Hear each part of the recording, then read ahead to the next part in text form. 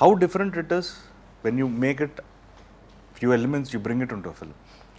Yes అంటే media ద్వారా question చేయడం అంటే నేను ఏదైనా ఒక ఇష్యూ ఉందంటే దాన్ని రీసెర్చ్ చేసి స్టడీ చేసి లేదా ఇన్వెస్టిగేట్ చేసి అది ఎలక్టరేట్కి అంటే పబ్లిక్కి ప్రజెంట్ చేయడం అనేది నా చేతిలో ఉంది త్రూ టీవీ మీడియా. సో దాని మీద దాని కష్ట నష్టాలు శ్రమపడ్డాలు అన్నీ నేనే పడతా. నా చావు నేను చేస్తా ఏదో సమాధానం చెప్పడానికి. బట్ ఇది సినిమా ద్వారా చెప్పడం అంటే